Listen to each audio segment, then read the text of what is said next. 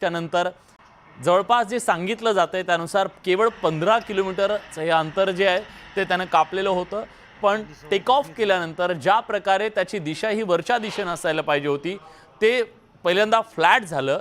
Flat झाल्याच्या नंतर ते खाली खाली येत गेलं आणि त्यामुळे कदाचित प्रयत्न निश्चितपणे पायलटनं केला असेल की त्याला वर खेचण्याचा, पण ते होऊ शकलेलं नाहीये आणि 15 किलोमीटरवरच ते मग एका रहिवाशी भागामध्ये जाऊन कोसळलेलं आहे।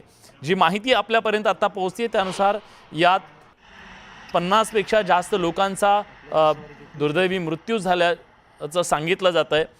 हे विमान जे आहे ते एअर इंडियाचं बोईंग 7878 ड्रीम लाइनर हे विमान आहे। फ्लाइट AI-171 अशी ती फ्लाइट होती।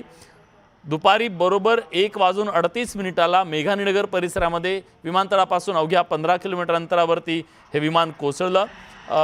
विमानानं उड्डाण केल्यानंतर काही मिनिटातच ते रनवे जवळच्या विमानतळाच्या भिंतीला धडकलं। त्यानंतर जमिनीवर ते कोसळलं आणि आग लागल्याची माहिती समोर येते।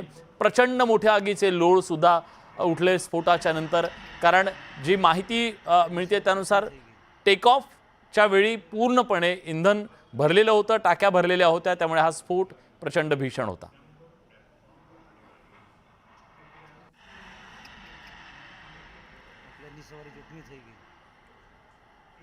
तर एअर इंडियाचं हे विमान कोसळल्याच्या नंतर अतिशय विदारक अशी ही परिस्थिती तिथं निर्माण झाली। आगीच्या ज्वाळा तर होत्याच, पण संपूर्ण परिसरात सुद्धा भीतीचं वातावरण निर्माण झालं, कारण एक मोठा स्फोट झाला। कल्पना करा की इतक्या प्रचंड मोठ्या फ्लाइटचे जेव्हा ये सभी स्टाफ सभी यहाँ काम में लगे हुए हैं, प्लीज हमसे सहयोग करिए और थोड़ी सी हमारे लिए जगह बना के रखिए ताकि हम एम्बुलेंस को ग्रीन कॉरिडोर बना के हॉस्पिटल तक पहुंचा सके। Thank you.